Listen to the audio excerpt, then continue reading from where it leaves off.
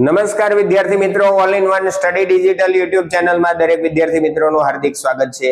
વિદ્યાર્થી મિત્રો, જવાહર નવોદય પ્રવેશ પરીક્ષા વિષય ગણિતનું પહેલું ચેપ્ટર સંખ્યા જ્ઞાન અને સંખ્યા જ્ઞાનનો મહત્વનો ભાગ આગળના વિડીયોમાં આપણે જોયો હતો કે મૂળ સંખ્યા, અવિભાજ્ય સંખ્યા અને વિભાજ્ય સંખ્યા। તો આને આપણે આગળ વધવું છે કે મૂળ સંખ્યાને આધારે આપણી પાસે ઘણા બધા પ્રશ્ન આવશે અને આ પ્રશ્નોનું આપણે સોલ્યુશન કરતા શીખવાનું છે। તો ધ્યાન આપશો દરેક વિદ્યાર્થી મિત્રો, વ્યવસ્થિત સમજજો જેથી કરી અને આપણે આગળના વિડીયોના બધા જ પ્રશ્નને સમજ્યા હતા। હવે જોડ મૂળ સંખ્યાઓ આપણે સમજવાની છે। મૂળ સંખ્યા તો સમજ્યા જ હતા અને 1 થી 100 સુધીની આવતી મૂળ સંખ્યાઓને મેં સમજાવી, પણ હવે પ્રશ્ન છે જોડ મૂળ સંખ્યા કોને કહેવાય? જોડ તો ખરી જ, પાછી કોની? મૂળ સંખ્યાઓની। એટલે કે જે મૂળ સંખ્યાની વચ્ચે બે નો તફાવત હોય તો આવી જોડીને જોડ મૂળ સંખ્યા કહેવાય છે। ઉદાહરણ તરીકે 3 અને 5, તો 3 અને 5 માં આપણી પાસે બે મૂળ સંખ્યાઓ છે। 11 અને 13 માં બંને મૂળ સંખ્યાઓ છે। 17 અને 19 માં બંને મૂળ સંખ્યાઓ છે। 29 અને 31 માં બંને મૂળ સંખ્યાઓ છે। આવી રીતે એક મૂકીને એક એમ બે સંખ્યાઓનો તફાવત આવતો હોય અને બે સંખ્યાઓ મૂળ આવતી હોય તો એને જોડ મૂળ સંખ્યા કહેવાય। અને બીજો પ્રશ્ન છે સહમૂળ સંખ્યાઓ, કે જે બે સંખ્યાઓનો સામાન્ય અવયવ, કે બે સંખ્યા હોય એના અવયવ આપણે જોઈએ અને એ અવયવ એક હોય, સામાન્ય અવયવ એક હોય તો એ સંખ્યાઓને સાપેક્ષ મૂળ સંખ્યાઓ અથવા સહમૂળ સંખ્યાઓ કહેવાય। માની લો કે 3 અને 4 છે તો 3 અને 4 માં 3 ના અવયવ 1 અને 3, 4 ના અવયવ 1, 2 અને 4, તો આમાં એક સિવાય બીજો કોઈ સામાન્ય અવયવ મળતો નથી, તો બેમાં સમાન એક જ અવયવ મળે તો એને સહમૂળ સંખ્યાઓ કહેવાય।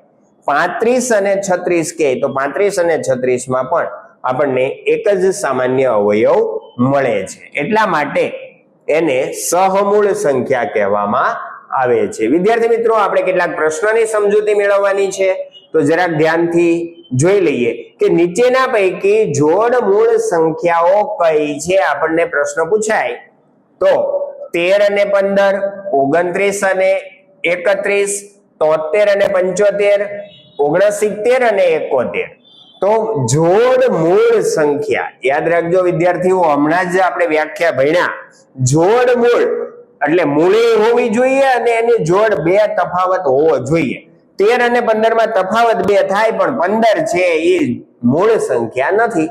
કેમ? તો કે 5 તેરી 15 આપણે ભાગી શકીએ છીએ, તો જવાબ આપણો મળે છે 29 અને 31, કેમ કે 29 એ મૂળ અને 31 એ મૂળ સંખ્યા। અહીંયા 73 અને 75 માં બે નો તફાવત છે પણ 75 છે એ મૂળ સંખ્યા નથી। આપણે બધી જ સંખ્યાઓ જોઈતી, એમાં અહીંયા પણ 69 અને 71 માં 69 મૂળ સંખ્યા નથી, કેમ કે એને ભાગી શકાય, 23 તેરી 69, એટલા માટે આપણો જવાબ થશે 29 અને 31, વિકલ્પ બી। નવા પ્રશ્નને જોઈ લઈએ કે નીચેના પૈકી સહમૂળ સંખ્યાઓ કઈ? સહમૂળ, મૂળ સંખ્યા પણ કેવી? સહમૂળ, તો કે બે વચ્ચે સામાન્ય અવયવ એક હોવો જોઈએ। 4 અને 6 ની વાત કરીએ, 4 નો અવયવ 1, 2 અને 4, 6 ના અવયવ 1, 2, 3 અને 6, કેમ કે 3 દુ 6 એટલે 3 અને 2 બંને અવયવ કહેવાય। આના બંનેની અંદર જોવા જઈએ તો આ 1 અને 2, 1 અને 2 એટલે કે બે અવયવ સમાન મળ્યા। આપણા નિયમ પ્રમાણે સહમૂળમાં ખાલી એક જ હોવો જોઈએ, એટલા માટે આ જવાબ આવે નહીં। 3 અને 4 ની વાત કરીએ તો 3 ના અવયવ 1 અને 3, 4 ના અવયવ 1, 2 અને 4, તો સામાન્ય અવયવ મળ્યો 1, તો આપણો જવાબ થાય છે બી। 3 અને 4 આ બંને કેવી છે? સહમૂળ સંખ્યાઓ. પણ તમને એમ થાય કે સર તમે a નું ને b નું જ ગણતરી કરીને સમજાવ્યું, તો c ની ગણતરી તો કોણ કરશે? તો કે c ની ગણતરી પણ આવી જ રીતે થશે. 6 ના અવયવ આપણે લખ્યા જ છે. કોણ થાય? 1 2 3 અને 6.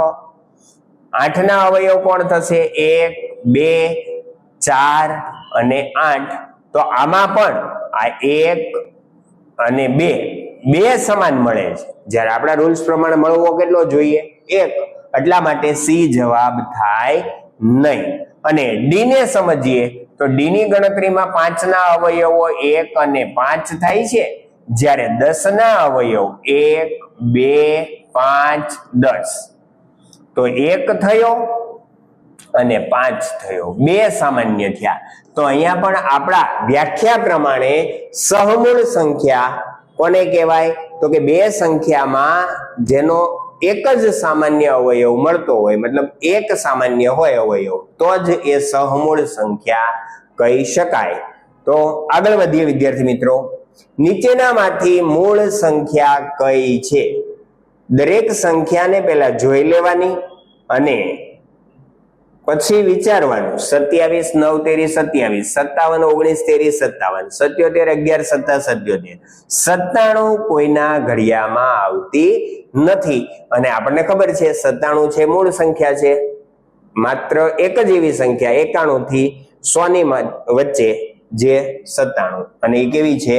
મૂળ સંખ્યા. 11 અને 50 ની વચ્ચે કુલ કેટલી મૂળ સંખ્યાઓ આવેલી છે?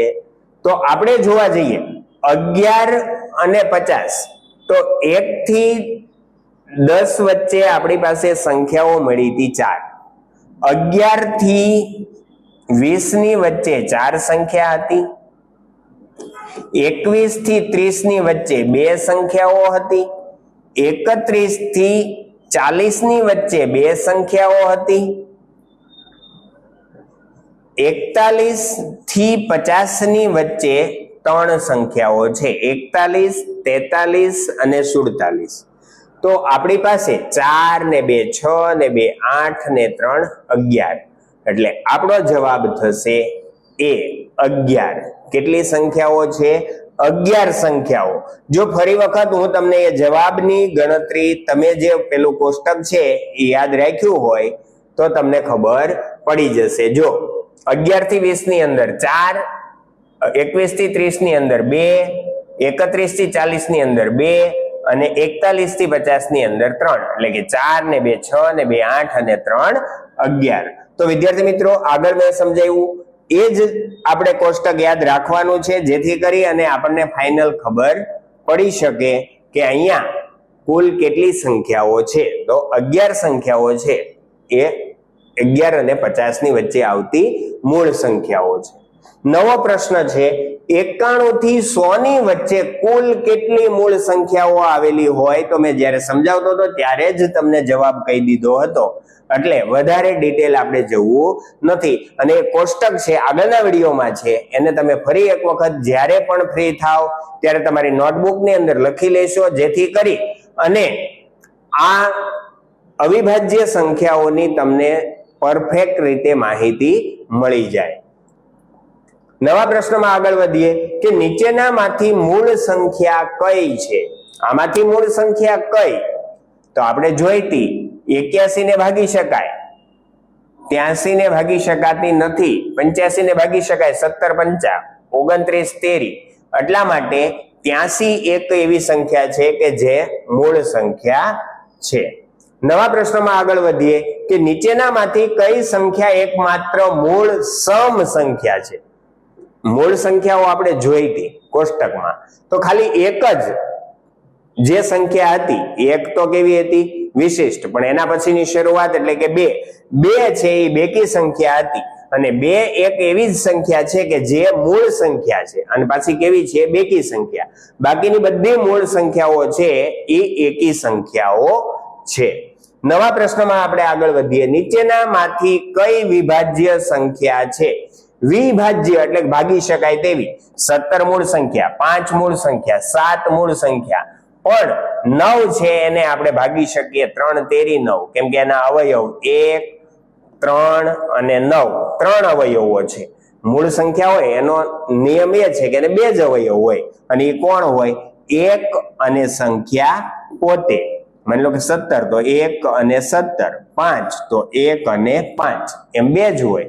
જ્યારે આને 3 અવયવ છે એટલે આપણો જવાબ થશે સી. એના પછીના પ્રશ્નને આપણે યાદ રાખીએ કે કેટલીક સંખ્યાઓ આપેલી છે, એમાં અવિભાજ્ય સંખ્યાઓનો સરવાળો આપણે કરવાનો છે. અવિભાજ્ય સંખ્યાઓનો એટલે કોનો થશે? 17, 8 તો વિભાજ્ય, 21 7 તેરી 21 ભાગી શકાય, 13, 41, 2, 27 ને ભાગી શકાય 9 તેરી, 31 ને ન ભાગી શકાય, 51 ને ભાગી શકાય 17 તેરી 51. તો આટલી જે સંખ્યા 17, 13, 41, 2 અને 31 આનો આપણે સરવાળો કરવાનો છે. કેમ? તો કે અવિભાજ્યનો સરવાળો કીધો. નીચે આપેલી સંખ્યાઓમાંથી અવિભાજ્યનો સરવાળો કેટલો? 7, 3, 10, 11, 12, 13, 14 ના 4, 1, 2, 3, 3 ને 4 7, 7 ને 3 10, એટલે કે 104. એટલે આપણો વિકલ્પ સી ફાઇનલ જવાબ થશે. વિદ્યાર્થી મિત્રો, એના પછીના પ્રશ્નને આપણે જોઈ લઈએ તો 70 અને 80 વચ્ચે આવેલી બધી જ અવિભાજ્ય સંખ્યાઓનો સરવાળો. તો વિદ્યાર્થી મિત્રો, આગળના વિડીયોને ફરીવાર જોજો. એની અંદર કોષ્ટક આપ્યું છે. એ કોષ્ટકની અંદર મેં કીધેલું છે કે 71 થી 80 ની વચ્ચે કઈ 3 અવિભાજ્ય સંખ્યાઓ હતી? 71, 73 અને હજી એક હતી. એ કોષ્ટક તમારે ગોતી અને ત્રણેય સંખ્યાઓનો સરવાળો કરવાનો અને એ સરવાળો કરો એટલે આ 4 માંથી જે વિકલ્પ આપ્યો હોય છે એ એક જ વિકલ્પ જવાબ મળી જશે. તો વિદ્યાર્થી મિત્રો, આ તમારા માટે હોમવર્ક છે અને આની અંદર તમારે આગળનો વિડીયો ફરજિયાત જોવો પડશે. આગળનો વિડીયો જોશો એટલે ખબર પડશે કે 70 અને 80 વચ્ચે 3 અવિભાજ્ય સંખ્યાઓ કઈ હતી એ લાઈનમાં લખી છે. એ 3 નો આપણે સરવાળો કરવાનો અને સરવાળો તો આપણે પહેલા ધોરણમાં શીખ્યા છીએ એટલે આવડશે જ. તો આ જવાબ તમારે મને કોમેન્ટમાં કરવાનો છે કે તમે સંખ્યા જોઈ અને એનો સરવાળો કર્યો અને કેટલો મળ્યો. જો તમે આ વિડીયો જોયો હશે અને આગળનો વિડીયો જોઈ અને તમે જવાબ મેળવ્યો હશે તો જ મને ખબર પડશે કે તમે આપણા વિડીયોને રેગ્યુલર જોતા હશો. નહીતર મને એવું થાય કે માત્ર અને માત્ર તમે અડધો જ વિડીયો જુઓ છો. કેમ કે આ છેલ્લે પ્રશ્ન મૂક્યો છે અને છેલ્લો પ્રશ્ન છે. વિડીયો પૂરો જોશો તો જ તમને ખબર પડશે. એટલે આ વિડીયો છે એની આગળનો વિડીયો તમારે ગણિતનો જોઈ લેવાનો, એમાંથી આપણો આ જવાબ મળશે. તો દરેક વિદ્યાર્થી મિત્રો, ફરીવાર આગળ નવા ચેપ્ટરની સાથે મળીશું. ત્યાં સુધી દરેક વિદ્યાર્થી મિત્રોને જય શ્રી કૃષ્ણ.